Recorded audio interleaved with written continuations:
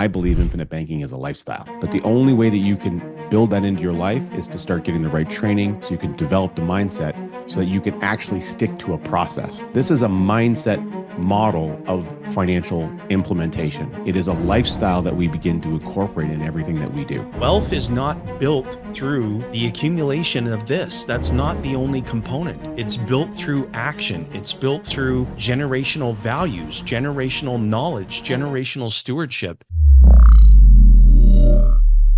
Let's get real for a second.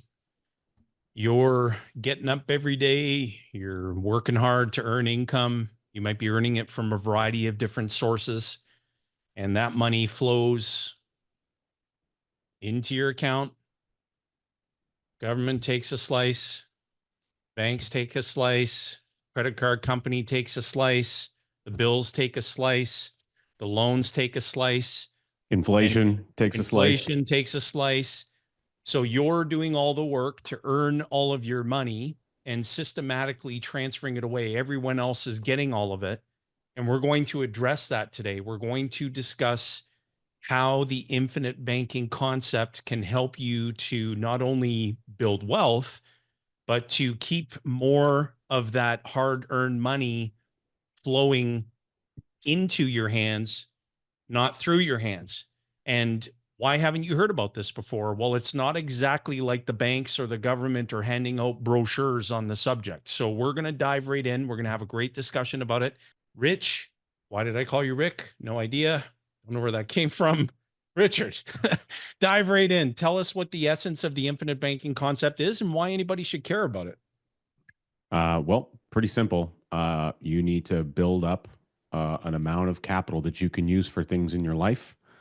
You have to build it somewhere. Your money's got to reside someplace. For most people, it's in a savings account or a CD or a GIC or a term deposit. It's in some kind of a hopefully liquid location, hopefully not stuck in a prison of some government plan. And you're going to build it up and then you have to use it. You got to take it out to use it for things that you need. You got to buy a computer. You got to buy a vacate. You got to pay for a vacation for your family. You got to pay for Christmas gifts. You're going to pay for investment in your business. You're going to pay for equipment. You need to do renovations on your house and on and on and on. We can list everything under the sun that you're going to spend all your darn money on. But when most people do that, they take their account and their account balance drops and the money goes to someone else. And they give up and lose the ability for that value of money that they had to continue working for them for the rest of their natural life. I don't care how old you are. You've got more life ahead of you. And at some point in time, we're going to be talking about you in the past tense. And then there's your family members in the same situation. So if we lose that potential and all that capital, we've actually made a multi-generational transfer of money and wealth away from your family forever. So that's not building it. That's a way to transfer it away. That's transferring it away. And that's what most people are doing throughout their life. People that implement the infinite banking concept, they still have to do the similar process. The difference is, where do they do it? Where do they warehouse the wealth? And we implement a special tool called a dividend-paying life insurance policy. We structure that accordingly so that we change the way that our habits are around the method by which we store and warehouse our money. By storing it and warehousing it inside of the mechanism of this tool, and by having a co-ownership relationship with an insurance company that's demonstrated for 100 to 200 years that they're really good at managing money in a profitable way and sharing those earnings with the people that own the company. So we put you in that ownership position so that you can receive all those benefits and never have to see that money decline to zero anymore. You get access and control, but now you have preservation of that constant motion of capital that you otherwise have been giving up for most of your life. That's some of the core steps involved in implementing the process. But there's no point in even going there if we don't first address our mindset.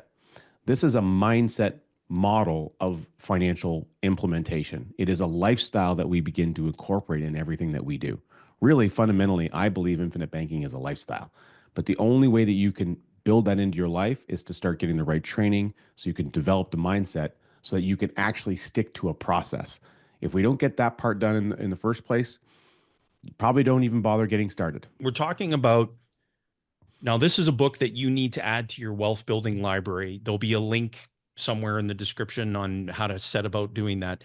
This book, it'll take you less than an afternoon to read. You've got to add it to your wealth building library. The late R. Nelson Nash, our mentor, who we were blessed to be mentored by for so many years, developed and pioneered the concept. But he always said that unless you understand the problem, the solution just won't matter to you.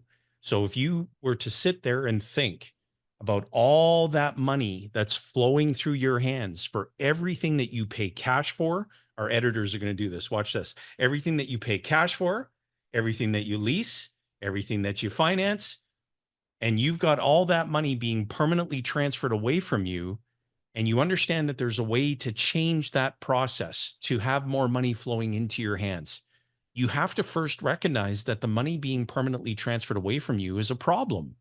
And the solution to that problem is controlling the banking function as it relates to your needs. How do you do that? Richard mentioned you pay premium into a dividend-paying whole life insurance contract, ideally a system of contracts where you're insuring the lives of those that you have a beneficial interest in, whether that's parents, children, grandchildren, great-grandchildren, spouses, joint venture partners, real estate partners, key people in your company, and that you're paying premium. That's money that you're paying to the life insurance company that you become a co-owner of. And in exchange for that co-ownership, cash value begins to build up inside of your policies immediately. You get to borrow against that ever increasing accumulation to go about financing things like real estate. What was the other one, Rich, I showed you earlier? What do we got? Look at this. I got to turn the lights on this thing. Check this out. It's even got lights. Cars, right? I'm talking to you, the viewer. You're going to spend more money on these things throughout the course of your lifetime than you'll ever save for retirement. And for all you business owners out there, you need the equipment to run your business. You need capital for all these things. The insurance company permits you to borrow against your cash value, unstructured, meaning the loans that you get from the life insurance company, they do not have a repayment schedule. The lien for the loan balance is on the death benefit of the policies that the loan proceeds were borrowed against, not what you're buying using the loan proceeds. And so that puts you in a position of total and absolute control. The loans are not reported to TransUnion. They're not reported to Equifax. They're private loan arrangements. The cash value is contractually guaranteed to grow daily. It can't go backward. You participate in the divisible profit generated by the life insurance company on an annual basis in the form of dividends, which do not trigger a taxable event. You can contribute almost unlimited sums of money, have ready access to money on demand on your terms without triggering tax, without reducing the asset's value. So logically speaking, how much of your capital do you not want residing there, knowing that from that place, you can build and most importantly, keep wealth? Isn't that good? You know, a lot of people spend their time trying to figure out and research how they can build or create wealth. And you can lose your mind doing searches on Google all day long, and you're going to find everything under the sun on how to go about doing that. Most of those things are going to be talking about some kind of an investment where Right. they want you to put your money at risk. And by all means, I mean, investigate those things, consider them for yourself. But I would encourage and challenge you as a listener, only put capital into something that you know a great deal about. And this process is something you should learn a great deal about also. And that's why we have a whole education channel and a podcast that talks about all that education. That's why you need a copy of this book so you can be well informed and make good, solid decisions. You shouldn't be doing things in your financial life if you're not well informed and making good, solid decisions. And probability, you've already had experiences of screwing that up in the past, like I have, like most people. I've We got all have. all kinds of great stories about where I screwed things up in the past. Okay. But get yourself clear on how to implement a process, not how to go and purchase a product, not how to go and buy or get involved in an investment. And all these wealth building ideas, most of them centered around the concept of, again, taking the money that you've earned and generated and separating you from it.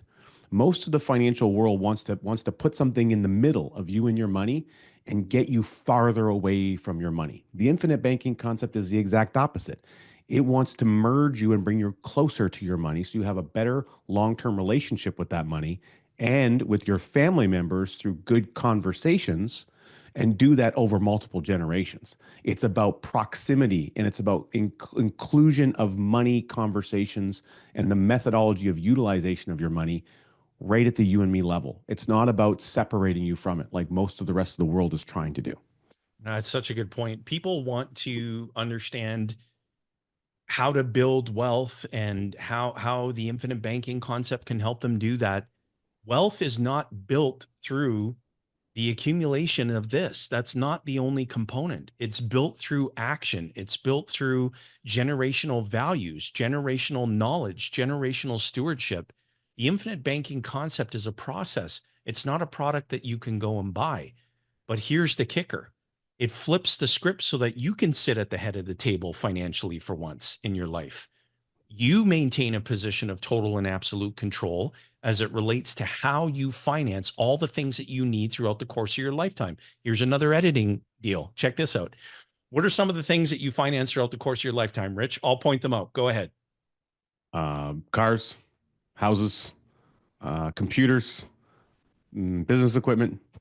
You would finance, I would imagine, I mean, schooling, education, coaching services. You might invest or put capital into actual investments, things that One more. you're borrowing. Another one would be, I'm going to say, you know what? How about your final expenses? Final expenses. Throw something new into the mix we don't bring up very often. All these things that Richard just mentioned, you've likely experienced having to finance throughout the course of your life. So just think about this. Everything begins with the way that we think. If you were to tally up all the money that you've spent up to this point in your lifetime and just envision what your family has spent up to this point in all of your lifetimes, all of that money permanently transferred away. You can't earn interest on it again. You can't save it again. You can't spend it again. It's gone. And it all ended up back on the books of someone else's bank. All of your debt payments are someone else's passive income. Stop and think about that for a moment. So if you get to control how you're financing those things that you need throughout your lifetime, which can include investment, Richard touched on investing. This is not a process where, like, imagine if you went to your bank, Richard, and your bank said, listen, you either leave your money here or you put it in Bitcoin. You either leave your money here or you put it in real estate. You either leave your money here or you invest money in the stock market. You either leave your money here or you invest in insert whatever the product is. The bank is saying, we want to be the organization that has a supply source of money that can and must move at a cost. And we got to repeat that over and over again in order to maintain a viable business and earn a great return for the stockholders of our company. So you, the viewer, you fill the role of being the depositor and the borrower. The bank that you're dealing with fills the role of providing a banker and rewarding bank owners. When you implement the infinite banking concept, you become all four characters in the financial play. You pay premium, that's the depositor. You access capital, that's the borrower. You determine the terms of access to that capital, that's the banker. And you participate in the divisible surplus generated by the borrowing and repayment activity and every other line of business that the insurance company is involved in and the profit that it generates. That's the bank owner. When you become all four characters in the play, the only outcome is building wealth, provided that you understand how to fill that role responsibly. And that's where you need a really good coach to help you do that. And that inside of our organization, Ascendant Financial across North America. And again, Richard mentioned, you got to tune into our podcast, Wealth on Main Street. Wonderful podcast, great episodes, great content, great resources. But we're here right alongside you on this journey. So understanding how to build wealth is one thing. What nobody's talking about on the YouTubes is how to keep it and how to not lose it. That's an entirely different skill set altogether. I would say this too, Jay. I mean, wealth is in the modern world, everyone associates mentally an image or a picture of whether it's a currency or maybe it's gold bars or there's something that you perceive as what wealth is. Right. But is that really your definition and your perception of wealth, or is that what the world has trained you to think? Mm. And what do you want to accept? Do you want to accept everyone else's definition that they're forcing down your throat and they're bombarding you with, or do you want to create a definition that works for you? In the circles that you and I travel in, entrepreneurs, successful entrepreneurs, they think wealth is something very different. It has to do with their mindsets, the things that they know and understand that they can transfer, wealth transfer to the next generation, the people they love and care about. And it really has to do with the knowledge base and the experiences that they've been able to determine that it's allowed them to create money or monetary value that the rest of the world perceives as wealth. So true wealth for them isn't the monetary value. It's not the dollars that they're leaving behind. It's the life knowledge and experiences about how to go about obtaining and controlling those dollars that they've created. It's a very different circumstance. So I would encourage anyone watching this, get really clear. Grab your notepad, grab a pencil, and start jotting down the descriptions, the words that identify with what you believe wealth is. And so when you're now looking out and you're over there on the YouTubes and you're Googling out all the wealth creation models, take a look at whatever shows up on your screen and then grab your notebook and take a look and say, oh, does the thing that I'm looking at over here relate to the definitions I wrote down and how it relates to my vision of what wealth really is for my family? How is this thing over here going to help me build what I've got on my list? And if those things are out of alignment, throw that crap out. Find something that's in alignment with what you truly believe and start there. Get the premise correct at the beginning so that you can plod yourself forward in the direction that you actually want to go. Yeah, that's really, really great advice. And it makes perfect sense because people, and you may have seen this as well, where I've even shared this with folks that when you're pursuing wealth, and let's presume for a moment that you get there, right? Whatever your financial number is, when I become a multimillionaire, I'm going to be wealthy and I'm going to be happy. I think what you may end up realizing, so having been there ourselves, like Rich and I have generated millions of dollars in income, like millions of dollars. And this is not all that we do. And we realized it wasn't really truly the money that we were after. It was the everything, the freedoms that it creates, the freedom of time and purpose, relationships, certainly money. But defining what that truly means for you and for your family is just such an important, vital step of that. How does that tie into how infinite banking can help you build wealth? Because when you get the banks out of your life, believe me, coming from firsthand experience and sharing with you, we don't rely upon a conventional bank for anything other than the convenience of debit. That is a peaceful, stress-free way of life financially. And you don't have to go very far on the YouTubes to see all of the sensationalism around the tool that's used to implement the infinite banking concept: high cash value, dividend paying, whole life insurance contracts, and a bright light that gets shined down on all of the attributes and how sensational this contract is, and how you can become your own banker as though it's an event. It's a process. And the tool is merely that it's a utility that's used to implement the process. Where the real benefit is derived from is the peaceful, stress free way of life that it creates when you get the banks out of your life. Not many people out there are talking about that. And if that resonates with you, if you find yourself thinking, this is something I've been looking for, then two things: get your hands on a copy of this best-selling book. There'll be a link in the description to do that. And we courier the book to you. We don't mail it. Things get lost in the mail. We courier it to exactly where you want it to go.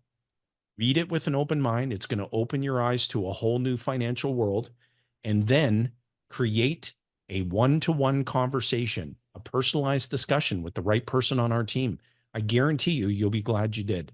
Don't bring any money to that interaction. Nobody's going to ask you for any. That's an opportunity to see what possibilities this concept creates for you and for your family and for your business. Rich, this was a lot of fun. And to everyone watching on the YouTubes, another video just popped up. That's our way of encouraging you to continue your journey of learning. There's no such thing as having arrived in knowledge. Make sure you watch that next video, continue growing, continue learning. And we look forward to hearing your success stories in your implementation of the infinite banking concept. We're practicing banking, and it just gets to be a point where when I think about a loan, when I borrow money for a vehicle, I was going to have to pay that debt somehow anyhow. I haven't changed. I was still going to save money or pay money for that vehicle. When our children are old enough to own the contracts, these insurance contracts that we purchased on their lives, our family attorney is already preempted